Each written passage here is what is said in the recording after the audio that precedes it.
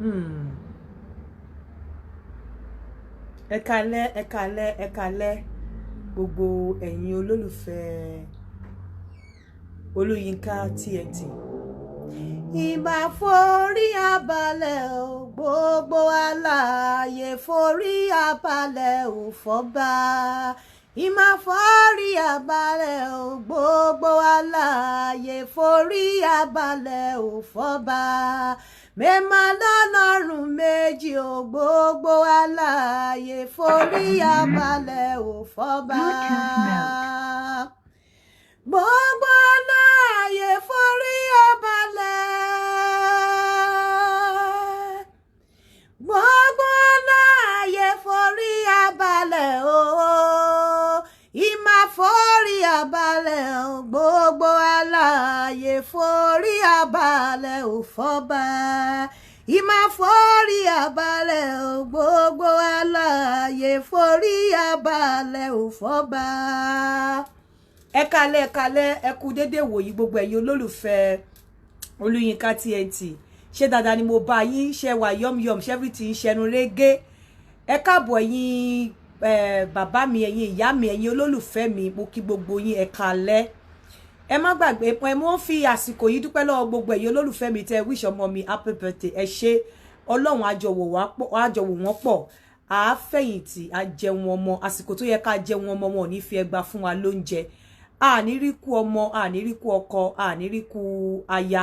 Ọlọ́run gbogbo àwọn obìnrin, Ọlọ́run ò ní ìyà tí ẹpọ̀n ń jẹ, orí wa Ẹlẹ́dàá wa ò ní jẹ́ ká jẹ. Torí tí oko bá ti wọnú òbò tán, ẹpọ̀n máa ń fẹ́ atẹ́gùn ni. Ọlọ́run ò ní ṣe wá lálátẹ́gùn òṣì, alátẹ́gùn òfò tí a lè máa wá gbọ́kọ mọ́ wa lọ́wọ́. Ìyà tí ẹpọ̀n ń jẹ, Ẹlẹ́dàá wa ò ní jẹ́ ká bá wọn jẹ o. Gbogbo ẹ̀yin ọkùnrin náà, ohun tí Ọlọ́run máa fi tẹ́ fi máa jẹ́ baálé lórí ìyàwó yín, Ọlọ́run ò ní gbà lọ́wọ́ yín. Oko yìí ò ní dorí kolẹ̀ bí doho. Mo mọ̀ pé ní ọ̀sán yìí lọ́wọ́ àárọ̀ yìí mo post nǹkan kan sórí Facebook. Ẹ jọ̀ọ́, mo fi àsìkò yìí sọ fún gbogbo àwọn olólùfẹ́ mi wípé ẹ jọ̀ọ́, tẹ́ bá máa sọ àwọn nígbà míì lẹ́ǹkọ̀ọ̀kan, ẹ jẹ́ ká máa fi Yorùbá máa kọ àwọn nǹkan wa, especially àwọn tó máa ń wò lórí YouTube. Nítorí page yìí wọ́n ti ń threaten ẹ̀ láti wipe page yìí. Mi mọ̀ bóyá àwọn èèyàn ló lọ ń flag, àwọn èèyàn ló lọ ń report or something. Ẹ máa jẹ́ ká máa lo Yorùbá. Ṣé wá rí one of the reasons tí mo sọ pé mi ò program mi ní sọ Yorùbá, mi ní sọ òyìnbó. Nǹkan tí mo post láàárọ̀ yìí mo sọ̀rọ̀ nípa pé bí a ṣe máa ń fi ìmúra wa gẹ́gẹ́ bí obìnrin, mo ní ká máa fi ìmúra wa ká máa fi provoke oko ọkọ wa. Pàápàá tá bá wà nínú ilé tí ò sí àwọn ọmọ, pé kò sí nǹkan tí àwọn obìnrin máa ń di aṣọ mọ́rùn fún. Àwọn aṣọ tó yẹ ká máa wọ̀, àwọn nǹkan tó yẹ ká máa wọ̀, nǹkan tá fún máa provoke oko ọkọ wa ni. Oko tẹ́ ń rí yẹn ó ríran. Tí ẹ bá rìnrìn ìdọ̀tí tẹ́ róṣọ máyà, oko máa sùn ni. Òun ló fi fà tó fi jẹ́ pé tí ọmọ ọ̀dọ̀ bá wà nílé tó wọ nǹkan tí ò yẹ kó wọ̀, tí oko bá ti rí ọyàn ọmọ ọ̀dọ̀ àbí tó ti róbò ọyàn ọmọ ọ̀dọ̀ báyìí, ó máa le tàǹdì ni. Torí pé àwọn ọmọ ọ̀dọ̀ yẹn nígbà míì ó sì máa ń kéré ọyàn, wọ́n sì máa ń dúró. Àwọn ọkùnrin náà wọn ò ní control over kìíní yìí. Mo sọ fún yín pé oko máa ń ríran. Gbogbo àwọn obìnrin tá nídìí tí awẹ́ ìdí wa tóbi dáadáa, ẹ jẹ́ ká máa sábà máa wọ G-string nínú ilé, ká máa wọ lingerie tó dáa, tó yẹ pé tí ọkọ bá rí, orí ọkọ máa táṣì. Ẹ jẹ́ ká máa wọ̀ nínú ilé. Ẹ jẹ́ ká máa try láti máa provoke oko tó wà lábẹ́ ọkọ wa from time to time. Ẹ má jẹ́ ká máa sá fún oko wọn. Ẹ jẹ́ ká máa ṣe nǹkan tí ó máa jẹ́ kí oko wọn le, so that wọn ní máa ní erectile dysfunction. Then mo sọ pé àwọn ọ̀pọ̀lọpọ̀ obìnrin ló máa ń ní feelings oko. Yàtọ̀ sí wípé kán fọwọ́ kan àbí kí idọ̀ ẹ máa ré. Tí obìnrin bá fẹ́ dóko, tó ti pẹ́ tí obìnrin ti dóko, ó máa ń ní àwọn nǹkan kan signs tí ó máa ń fún ara obìnrin. But àwọn obìnrin tí wọn ò mọ̀, wọ́n máa sọ pé bóyá àwọn ní malaria, bóyá nǹkan kan ṣe àwọn. Àwọn signs tí obìnrin máa rí tí ara ẹ bá ti ń wá oko, a máa sọ níjọ́ Saturday. Ó ní àwọn signs, ara ẹ máa fún ẹ láwọn signs yẹn, but ó ní kàkún. Tí ara bá ti, ìwọ lè má filẹ̀, bọ́ ara ẹ máa filẹ̀ pé òun fẹ́ oko. So àwọn signs yẹn máa ń ṣẹlẹ̀ ní ara, tá máa sọ̀rọ̀ lórí ẹ̀ níjọ́ Saturday or Sunday. Mo dẹ̀ ní ìgbà tí mo ní káwọn obìnrin máa san owó spam fún ọkùnrin, mo wà sarcastic ni, despite the fact pé gbogbo ala mọ̀, mo dẹ̀ ti ṣàlàyé nǹkan tí spam ń ṣe lára. Ṣùgbọ́n ẹ̀yin obìnrin ẹ máa pọ́n ọkùnrin lé pẹ̀lú spam wọn tó ń ṣe agbára lára. Nǹkan tó wá mú mi wá lálẹ́ yìí ni wípé tẹ́ bá rí irun mi ẹ rí pé mo ti lọ retighten ẹ̀ látijọ́ tí pandemic àrírun ṣe mo ṣe lọ retighten ẹ̀ lẹ́nu iṣẹ́ tí nípa àárín orí mi lẹ́ ń rìn yẹn ìkọ́kọ́ ṣẹlẹ̀ ẹ jọ̀ọ́ ẹ̀yin ọkùnrin ni mo fẹ́ bá sọ̀rọ̀ lálẹ́ ṣé mọ̀ pé last time gbogbo àwọn èèyàn sọ pé àwọn obìnrin máa like program tí mo ṣe yẹn pé mo favour àwọn obìnrin pé mo favour àwọn ọkùnrin mi favour àwọn ọkùnrin bó bá ṣe rí ni mo ṣe máa sọ lótìtọ́ àti lódodo gbogbo ẹ̀yin ọkùnrin là ń sọ wípé obìnrin sá fókó obìnrin sá kó fókó bẹ́ẹ̀ nígbà míì ìwúrí ó máa ń jẹ́ kí ara obìnrin le fún okó obìnrin tí ò bá wà happy obìnrin tó bá ní bitterness obìnrin tó bá wà sad obìnrin tó bá make happy definitely irú obìnrin yẹn kò sí bá rẹ̀ ṣe fẹ́ jí fókó tó bá ń fọwọ́ kọ gan ọwọ́ ẹ̀ máa dàbí igi lára ẹ̀ ni èyí tó dífá fún nǹkan tí mo rí lé nígbà tí mo lọ ṣerun mo dẹ̀ sọ fún àwọn kọ́pì yẹn mo ní mo máa fi ọ̀rọ̀ yín kọ́ àwọn fan mi lọ́gbọ́n kí ló ṣẹlẹ̀ nígbà tí mo dé ibi tí mo ti lọ ṣerun ọkùnrin tó jẹ́ ọkọ ẹni tó ń bá mi ṣeré ó ti kẹ́jọ́lẹ̀ àǹtí ẹ bá mi báyàwó mi sọ̀rọ̀ ara ẹ̀ ò kí ń ṣe kíní kan fókó kíní kan bí ọkùnrin yẹn ṣe sọ̀rọ̀ tó ọmọbìnrin yẹn ò dáhùn ṣùgbọ́n pẹ̀lú experience tí mo ti ní mo mọ̀ pé ọmọbìnrin yẹn ní a lot tó ti gbé sínú mo mọ̀ pé ó wà bitter mo mọ̀ pé inú ẹ̀ ò dùn mo mọ̀ pé marriage yẹn ti sú mo mọ̀ pé kò nífẹ̀ẹ́ ọkùnrin yẹn mọ́ I could see it all over her pé obìnrin yẹn ọmọ yẹn ò wà happy so mo ṣáà jẹ́ kọkùnrin yẹn sọ ẹ kò láì kókó tó ń bá fẹ́ bá sọ̀rọ̀ o tó ń bá fẹ́ fọwọ́ kàn ó máa ń sá ó ṣáà sọ gbogbo ẹ̀ kalẹ̀ nígbà tó wá yá tí ọkùnrin yẹn lọ mo ṣáà observe nǹkan tó ń ṣẹlẹ̀ níbẹ̀ mo ń rí ọmọbìnrin yẹn ní ọmọ mẹ́ta ó ní ọmọ kékeré kan tó ṣẹ̀ máa pé 1 tó wà lọ́wọ́ ẹ̀ ó lé àwọn kékèké méjì tó pọ̀wọ́ lé bíi 9 I think 9 6 and 1 ọmọbìnrin yẹn dẹ̀ ń ṣerun lọ́wọ́ ọkọ ẹ̀ dẹ̀ wà nínú ilé ọkọ yẹn ti wá fẹjọ́ sùn mí ọmọbìnrin yẹn sọ pé àǹtí kẹ́ ẹ máa wòran ti yín mi ò lè sọ̀rọ̀ kíníkan pé kí n má wọ̀rí bẹ́ẹ̀ nínú bó ṣe ń ṣe mo mọ̀ pé inú ẹ̀ ò dùn mo mọ̀ pé a lot ló wà lọ́kàn ẹ̀ tó gbé sọ́kàn so mo ṣàdákẹ́ mo ń observe nígbà tó wá ṣe tán mo wá rí wípé ẹ jọ gbogbo àwọn ọkùnrin especially Nigerian men bóyá ìta wà nílé ta wà níbí gbogbo àwọn mentality ta ní pé ẹrú ni obìnrin ẹ jẹ́ ká mú kúrò nínú ìgbésí ayé wa obìnrin ò kì í ṣe ẹrú nǹkan ẹlẹgẹ́ ni Ọlọ́run pè obìnrin olùrànlọ́wọ́ ni Ọlọ́run pè obìnrin fún yín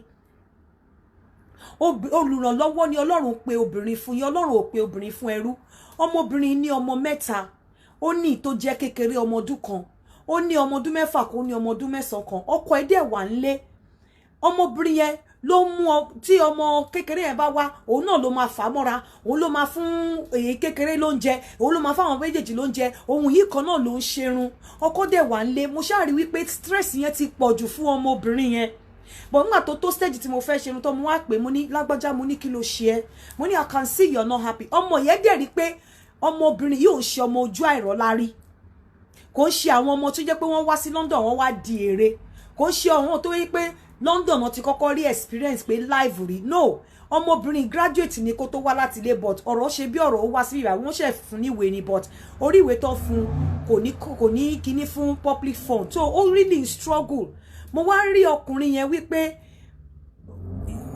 ó wà nílé but ẹ lè feel present ẹ̀ pé ó wà nílé mo wá pe ọmọbìnrin yẹn mo ní kí ló ṣẹlẹ̀ ló bá kò ṣáà ó wà reluctant láti sọ̀rọ̀ mo ní o ní láti sọ̀rọ̀ ó fẹ́ máa sọ débì kan ó sunkún ó ṣáà ṣàlàyé nǹkankan tó rí ní bà mí nínú jẹ́ lóòótọ́ mo bá ọkọ yẹn sọ̀rọ̀ ó dẹ̀ promise mi pé kí n má worry pé òun máa change bẹ́ẹ̀ ara àwọn nǹkan tó sọ ni wípé ọmọbìnrin yẹn ní ọ̀rẹ́ ó ṣe kíní kan tí wọ ọkọ ò bá fún ìyàwó ẹ ní happiness tó bá wà nínú ilé tí èèyàn ò mọ̀ wípé téèyàn ò feel pé o wà nínú ilé nígbà míì obìnrin gan máa gbàdúrà pé kó jáde wípé kó jáde nínú ilé gan máa pè obìnrin jù pé kó wà nínú ilé lọ because nínú ilé pé o wà yẹn òun ní lára òun mọ́ọ́rú mú ọkùnrin yẹn ó ń complain pé ìyàwó òun fi ara àta ó kọ́ rẹ̀ ó ń kó gbogbo oúnjẹ ilé fún ọ̀rẹ́ ọmọbìnrin yẹn wá ti di ẹni tó ń fi owó ra ọ̀rẹ́ ó ti di ẹni tó ń fi oúnjẹ wá ojú rẹ̀ ọ̀rẹ́ nítorí pé àwọn ọ̀rẹ́ yẹn nìkan ló rí happiness nínú wọn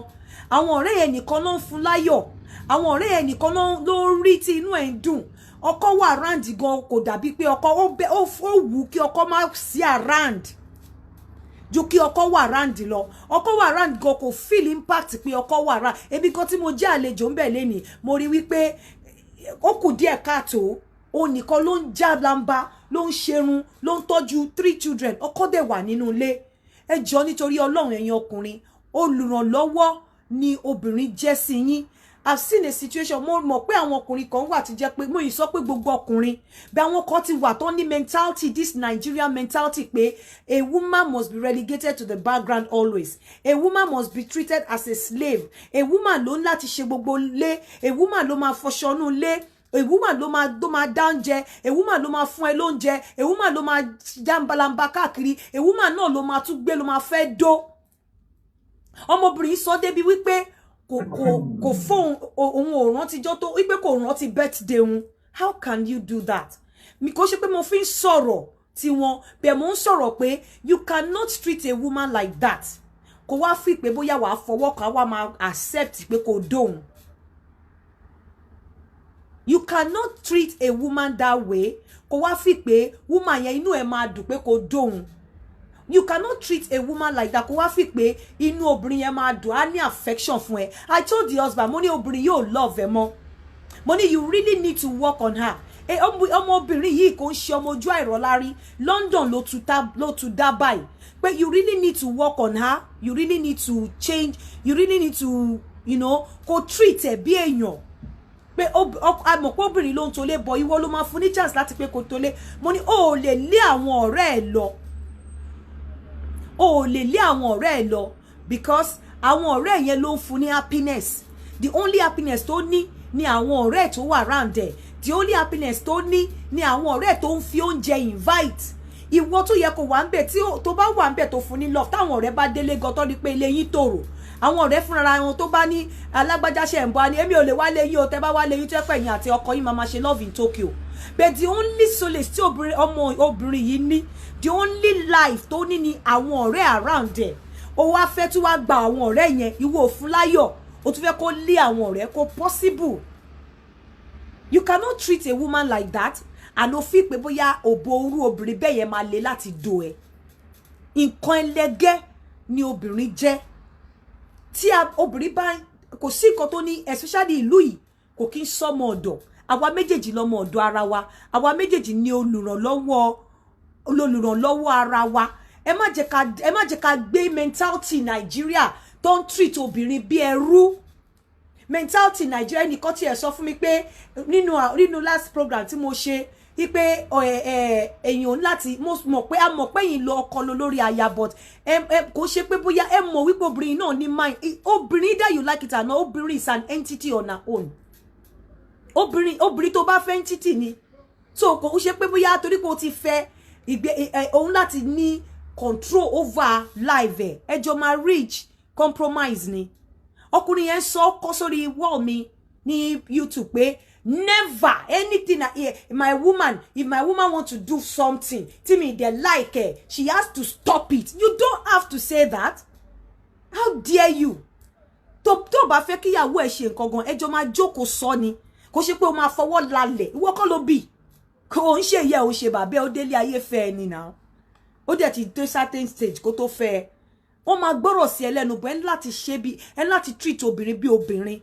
Ọkùnrin yẹn sọ lórí page mi ẹ ti mọ irú èèyàn tó jẹ́. Ẹlẹ́dàá mi má jẹ́ kí ọmọ mi obìnrin kó pàdé irú ẹ̀. Ẹlẹ́dàá mi má jẹ́ kí ọmọ mi obìnrin ó pàdé ẹ̀. Gbogbo ẹ̀yin obìnrin abiyamọ tẹ́ wà lórí page ẹ taka òṣì dànù pé obìnrin ọmọ yín ò ní pàdé ọkùnrin tó máa fọwọ́ lálẹ̀ tó máa jẹ́ pé òun ló máa mú kọ́kọ́rọ́ ayé ẹ̀ dání. Ọkùnrin tó máa wo ọmọ yín bí obìnrin lọmọ yín máa pàdé.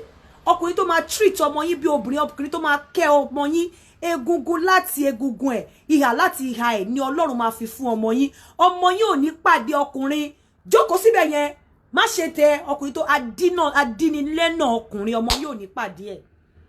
Ọkùnrin yẹn sọ lórí page mi pé láyé kò sóbìnrin náà tó bá lóun fẹ́ ṣiṣẹ́ tó ń bá ní kó má ṣe tó bá ní kó má ṣe wọn kò ní ṣe nìyẹn torí I'm the owner of the house, I'm the man of the house.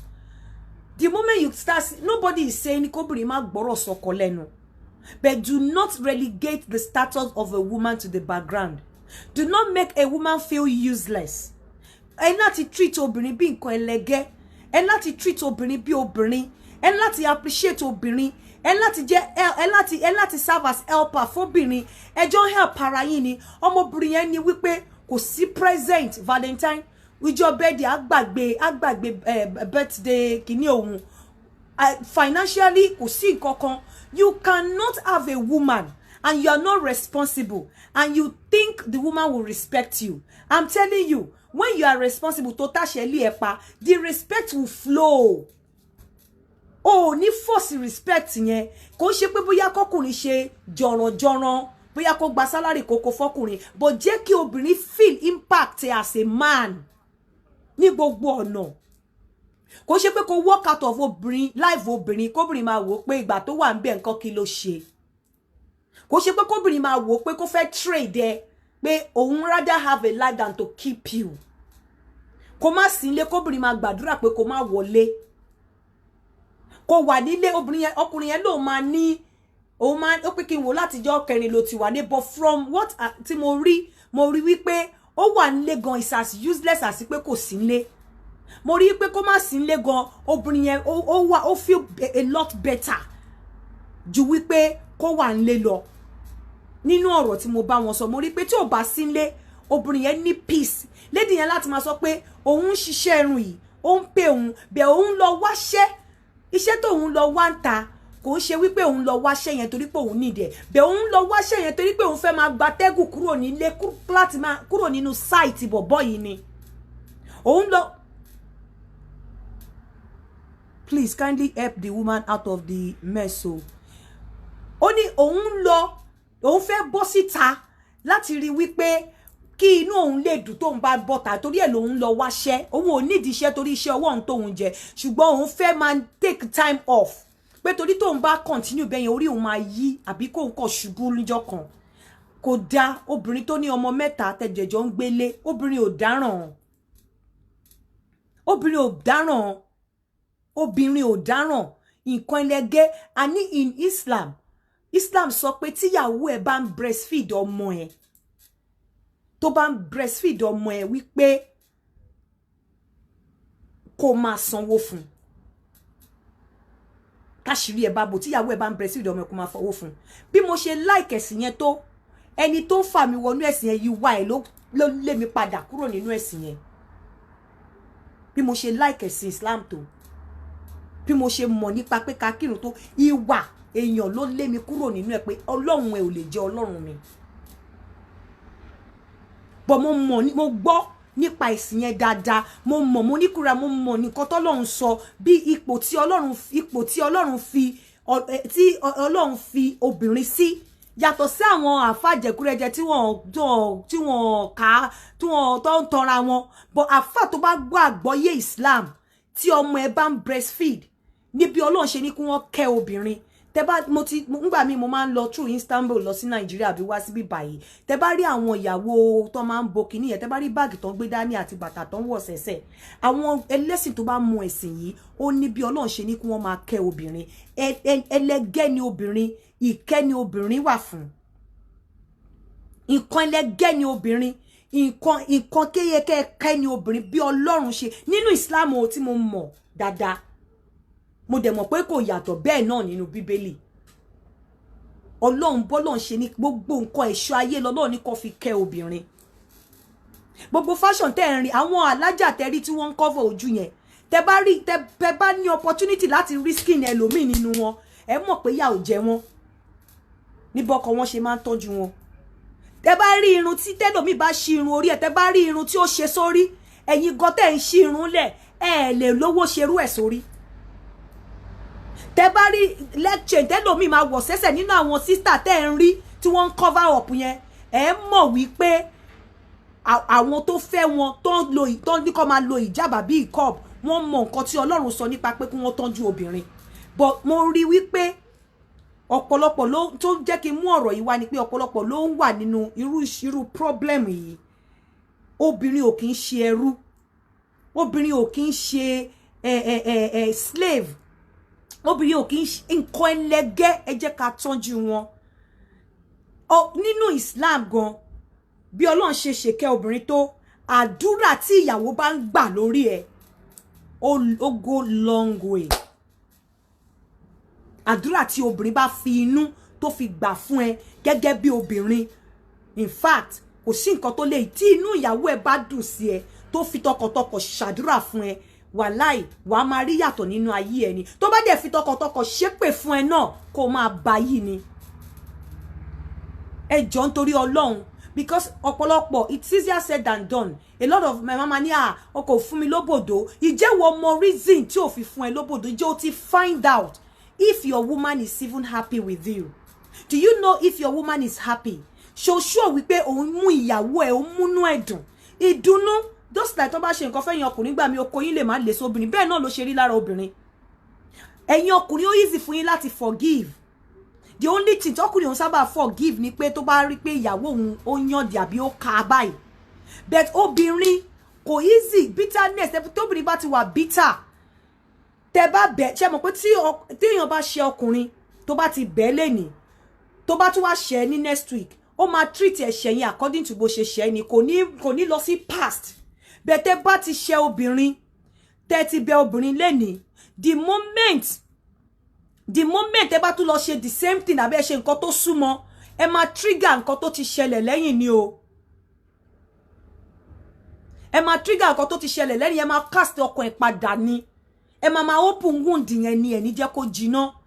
Nǹkan tí mo rí lẹ́ni nìyẹn. Please, ọmọ yẹn the lady kò wà happy, and I could see it all over her. And the man, mo rí wípé with the little time tí mo rí lọ ńbẹ̀, mo rí pé the man kò wà helpful. Mo rí pé man yẹn ní inú tó dáa, kò ń ṣe ẹni tó rínú gbọ̀rọ̀ sí, kò ń ṣe ẹni tó ń fìyàn sínú, but the lady harbor bitterness nínú heart ẹ̀. The lady with all nǹkan tí mo rí kò jẹ́ ẹni tó ní forgiving spirit, ẹni tó yẹ pé ìyàn ọdún mẹ́ta máa gbóná lọ́kọ̀ ẹni, mi ò dẹ̀ blame ẹ̀. A ní ó máa sọ̀rọ̀ àlùfàǹṣá, àwọn ọ̀rọ̀ kan wà tí a gbọ́dọ̀ sọ fún aṣẹ́wó tá a fẹ́ lẹ́gbẹ̀ẹ́ títì. Aṣẹ́wó tó jẹ́ pé club girl, kámbèlè tẹ ìyàwó tá a fẹ́ sílé. Ẹlòmíì àtọrọ ìyàwó ẹ̀ ní ṣùlọ́kà, á ti gbàgbé bó ṣe lọ dọ̀bálẹ̀, á ti gbàgbé bó ṣe ask, á ti gbàgbé bó ṣe ń lé káàkiri. Ẹnu àwọn ọkùnrin míì ní ọ̀rọ̀ àlùfàǹṣá, ọ̀rọ̀ rubbish, ọ̀rọ̀ pin sí, asọ́sọ́bìnrin gbàgà. A sọ̀rọ̀ sóbìnrin bíi pé ọ̀rọ̀ tí ìyá àti bàbá obìnrin ò lè sọ sí kó tó kúrò nílé, ọkùnrin mi á sọ síyàwó ẹ̀. Ọkùnrin mi á sọ ṣe débi wípé a sọ lójú àwọn ọmọ tí wọ́n bí. Nínú àwọn ọ̀rọ̀ tí ọmọ yẹn sọ fún mi lẹ́ni, ó ní ọkùnrin eléyìí ó máa bá òun yan odi oṣù kan. How can you be in the same house with your woman? Ẹ dẹ̀ máa bá obìnrin yòdì. Ẹ̀yin ọkùnrin ńbo lẹ fi orí yín sí? Ṣebẹ́yìn lọ́lọ́run pè lórí, kí ló dé tẹ́ wá ń fi orí yín tẹ̀lẹ̀? Ẹ máa bóbìnrin yòdì nínú ilé. Nígbà tá èèyàn kan bá mi sọ̀rọ̀ Ọlọ́run lé ni, mo sọ fún ẹ pé ó mọ Ọlọ́run tó mi. Mo ní èní ní birthday ọmọ mi. Mo ní láti ìjẹta ni mo ti ń tì kákàdì kùkù pé present ti máa fún lélẹ̀. Mo ní mo fún ní pre-birthday present, mo ti fún ní birthday present, mo tún sì máa fún ní after birthday present. Mo ní èmi tí Ọlọ́run dá, èmi èèyàn lásán nìyẹn. Mo mọ ẹ̀tọ́ mi lórí ọmọ. Kábèlè tí Ọlọ́run tó dá mi, ó mọ ẹ̀tọ́ ẹ̀ lórí mi. Mo lé mi ò kí ń lanu pé kì í ṣe máa kígbe mọ́ Ọlọ́run. Tí bá ń kígbe mọ́ Ọlọ́run pé k'Ọlọ́run, Olúwa ṣe, mo ń direct Ọlọ́run ni. Tẹ́ bá rí Mùsùlùmí tó bá ń gba àdúrà, especially lóbìnrin, wọn ò ní láti la inú ọkàn, no fi ń ka Fatia àti any surat tó bá fẹ́ ké, inú ọkàn ni. In fact, in Islam, it's not compulsory kóbìnrin lọ sí mosque lọ pray. Kò compulsory kóbìnrin lọ sí mosque kó lọ pray. Kò ṣá ti kírun ẹ̀ nílé. Obìnrin gan kò lẹ́tọ̀ọ́ láti lanu. Kò ṣá máa fi ọkàn ẹ̀ gbin. Ìwọ ọkùnrin gan tó bá fẹ́ lanu, ó láwọn ìrun tó ń kí sókè, ó láwọn èyí tó ń kí sínú. Tó sì pé Ọlọ́run ò ṣe létí dídí. He knows nǹkan tó yẹ wá. Ó mọ nǹkan tó yẹ wá tó yẹ wá. Ẹ má jẹ́ ká máa treat Ọlọ́run bí ká máa direct Ọlọ́run, ká máa treat Ọlọ́run bí elétí dídí, ká máa treat Ọlọ́run bẹ́ẹ̀ ni wípé kò mọ ká tó béèrè. Tí ìwọ tó jẹ́ parent, tó mọ time tó yẹ kó change toothbrush ọmọ ẹ, tó mọ gbà tí ọṣẹ tán lé tó máa ra ọṣẹ sílé fún wọn, tó mọ̀ gbà tí aṣọ wọn ti gbó tó máa change aṣọ ìwọ parent ẹlẹ́ran ara mélòó ni Ọlọ́run ọba tó dá wa bẹ́ẹ̀ nǹkan tó kọ̀ tó ṣe mí láàánú ni wípé ọ̀pọ̀lọpọ̀ tó ń pera wọn tó jẹ́ orúkọ mọ́ Ọlọ́run lára ó ní mò ń rí ìwà àlùfàǹṣá sóbìnrin gẹ́gẹ́ bí nǹkan tí Ọlọ́run pè ní ẹlẹgẹ́ àwọn náà tún fojú wọn gbolẹ̀ ẹjọ́ ẹ̀yin ọkùnrin obìnrin tẹ́ ẹ̀ bá mú nínú ẹ̀dùn obìnrin tẹ́ ẹ̀ bá mú inú ẹ̀dùn ẹjọ́ nítorí Ọlọ́run òbú ẹ̀ ò lè lé ọwọ́ yín á máa há harahara lára bíi pé ẹ̀ ń fi ara ògiri wọ́n fi ògiri há lára ni obìnrin tẹ́ ẹ bá múnú ẹ̀dùn kẹ́ ẹ tó fi ọwọ́ kan báyìí ó ti jẹ yín kò ṣe owó nìkan náà fi múnú obìnrin dùn tẹ́ bá wà nínú ilé pẹ̀lú obìnrin ẹ jẹ́ kóbìnrin rí impact yín ẹ jẹ́ kóbìnrin mọ̀ pé ẹ wà nínú ilé so that tẹ́ bá kúrò nínú ilé á lè miss yín obìnrin á lè máa fi fóònù máa lé yín káàkiri níbo ló wà ọkùnrin ní tóun bá pe ìyàwó òun níbi iṣẹ́ ó ní kò ní gbé call mo ní kò lè gbé call because kò wà happy kí ló fẹ́ bẹ́ẹ̀ sọ torí ẹ̀ ni ò ṣe lè gbé call ẹ because kò wà happy kò fẹ́ kó tiẹ̀ wálé mọ́ kí ló fẹ́ bẹ́ẹ̀ sọ ẹni tínú ẹ̀ ò dùn báwo ló ṣe fẹ́ gbé call ẹ tó bá gbé call ẹ ṣe fẹ́ kó pretend ni kò lè pretend but obìnrin tínú ẹ̀ bá dùn òun ló máa fi call máa lé ẹ káàkiri níbi iṣẹ́ in fact àwọn tẹjọ́ ń ṣiṣẹ́ gan wọ́n máa sọ pé àwọn òríru tìyàwó ẹ̀ yìí rí o kí ló dé ṣé wọ́n nìkan ló máa kọ́kọ́ níyàwó ní ṣé rò pọ̀ ń bá òun du ọkọ òun níbi iṣẹ́ ni gbogbo àwọn ará ibi iṣẹ́ yín láì rí tó bá ti gbọ́ tí fóònù ẹ ti rí nǹkan ti ní ìyàwó ẹ̀ ló ń pè bẹ́ẹ̀ obìnrin tínú ẹ̀ ò dùn tó bá pé kò lè gbé call tó bá fọwọ́ kan òbu ẹ̀ ò ní le tó bá lo bá sùn gan akọ̀ ṣàṣùn sílẹ̀ ni kò ní enjoy ẹ̀ that is one. Then number 2 ẹ̀yin obìnrin náà ṣe rí mo fẹ́ kẹ́ ní kinní kan at the back of your mind today ọkọ tẹ́ ẹ bá ṣì ń fẹ́ tẹ́ ṣì wà nínú ilé pẹ̀lú ẹ̀ ẹ má máa fi pé the best way láti punish ọkùnrin ni pé láti fi ìyà òbò jẹ tẹ́ bá ń ṣe bẹ́ẹ̀ ó mì pé ẹ ti rí wípé òbò tẹ́ ń fún ọkùnrin ẹ fi ń ṣe ọkùnrin ní àánú ni àbí ẹ kí n fi ń ṣe ọkùnrin ní favour mo fẹ́ kẹ́ máa rí okó ọkùnrin ní dídó pé okay tó bá ọkùnrin ò lò yín ẹ̀yin gan lo ọkùnrin mo fẹ́ kẹ́ máa wò pé ẹjọ́ ń lo ra yín ni ẹjọ́ ń gbádùn ara yín ni as a matter of fact gan ìwọ obìnrin máa wo ọkùnrin pé ìwọ gangan ló ń lò jù the moment tẹ́ bá ti rí okó dídó bíi pé ẹ fi ń ṣe àánú ọkùnrin rí tẹ́ ṣe máa ń fi òbò jẹ ọkùnrin níyà ni pé máa ń fi pé bóyá a fi ń fi òbò ṣe àánú ọkùnrin àbí a fi pé ọkùnrin ló ní ìdòbò jù no but tá bá ti rí wípé okó yìí gan èmi gan ní ìdẹ fún ìlera ara mi okó yìí gan èmi gan ní ìdẹ láti ṣe a lot of things fúnra mi láti rejuvenate ara mi tó bá ti ń wo ara ẹ pé ìwọ gangan fúnra rẹ ní ìdókó tí ẹ bá tiẹ̀ ń jà gan tọkùnrin bá lóhun òdu ẹ ìwọ fúnra ara ẹ wàá pè wàá jẹ́ kó du ẹ nítorí pé o mọ̀ pé ìwọ gangan ní ìdókó yẹn ọ̀tọ̀ ní ìjà tọkùnrin bá ṣe ẹ tẹ́ bá bínú síra yín there are other ways láti fi deal pẹ̀lú ẹ ọ̀tọ̀ ní ìjà ọ̀tọ̀ ní pé kẹ́ ẹ dóra yín àfi tó bá lẹ́lòmíì tó ń dú ẹ níta tí mi ò subscribe sí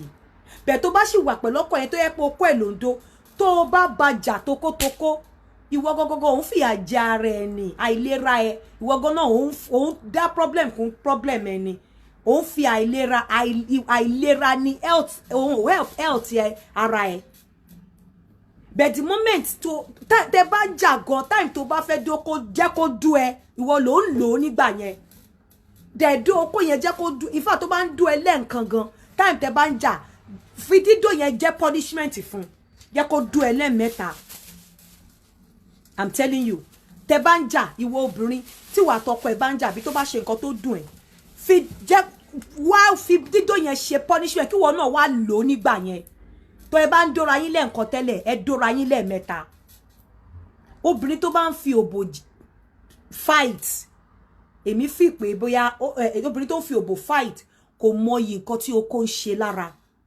obìnrin tó bá ń fi òbò fight ó ń fi pé bóyá òun ń ṣe favour fọkùnrin pẹ̀lú òbò àbí pẹ̀lú dídó òun gogo fúnra rẹ̀ ò mọ̀ wípé dídó tí ọkùnrin dóhun favour ní fóun, dídó tí ọkùnrin ń dóhun health òun ó ń boost health òun ni.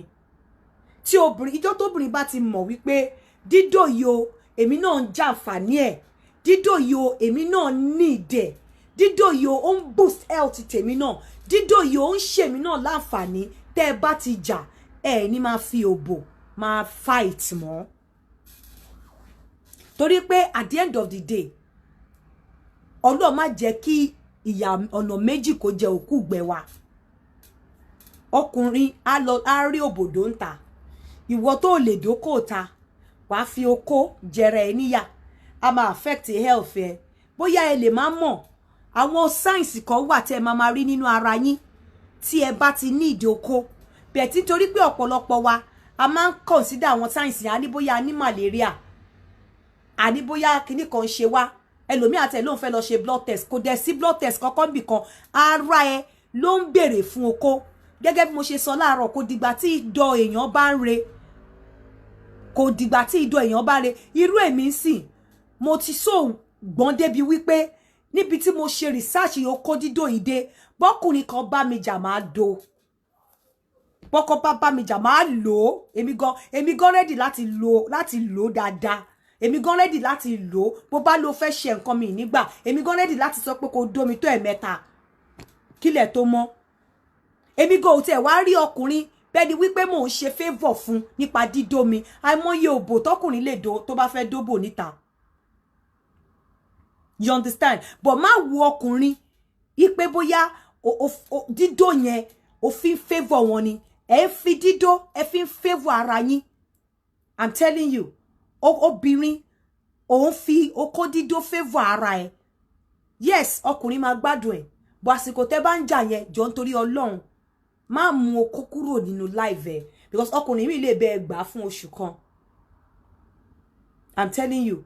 Má mú okó kúrò nínú life ẹ. Àná ọkùnrin tó bá nísìnyí tó ọkùnrin á lọ rojọ́ pé ó gbé òbòsà fóun, bẹ́ẹ̀ wọn ò ní sọ nǹkan tí àwọn ṣe.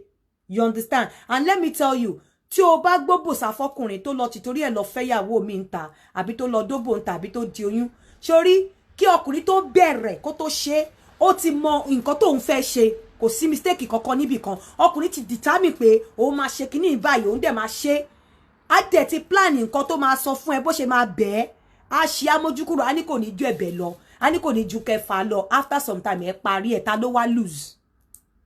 Torí ẹ máa parí ẹ̀ lóòótọ́. Tó bá fòbòjọ ọkùnrin yà tó lọ dówó èèyàn míì ta tó lóyún tó ń wá tó wá bẹ̀, ó lè máa bẹ̀ ẹ́ lójúbọ̀ nínú àmà sọpọ̀ lọ́run ló mú ẹ, nínú àmà wò pé mo kú ti ṣe nǹkan tí mo fẹ́ ṣe tán. Èyí tó bá bẹ̀ gan bíbẹ̀ ojú ayé ni nǹkan tó fẹ́ ṣe, ó mọ̀ pé òun máa ṣe, ó ti mọ ìbẹ̀rẹ̀ result, ó ti mọ result kìíní yẹn from the beginning kó tó bẹ̀rẹ̀. Torí tọkùnrin ò bá fẹ́ kóbìnrin lóyún kò ní ní. I'm telling you, kò ní ní. Sojú gbogbo ẹ lọ. Ọkùnrin tó bá máa fúnyàn ẹ pé ọkùnrin lọ dóbò ń ta, ò ní fún lóbòdò, lọ wá condom. Lọ wá condom. Débi wípé a lè do ẹ. Má fi ìyà ọ̀nà méjì jẹ ara ẹ. Má fún ọkùnrin yẹn ní chance. Tó bá bẹ ẹyin òdì nínú ilé oṣù kan, mọ̀ wípé nǹkan kan lọ lábẹ́lẹ̀, ọkùnrin ò lè mára dúró débẹ̀ yẹn. Má wá tanra ẹ. Má gọra ẹ.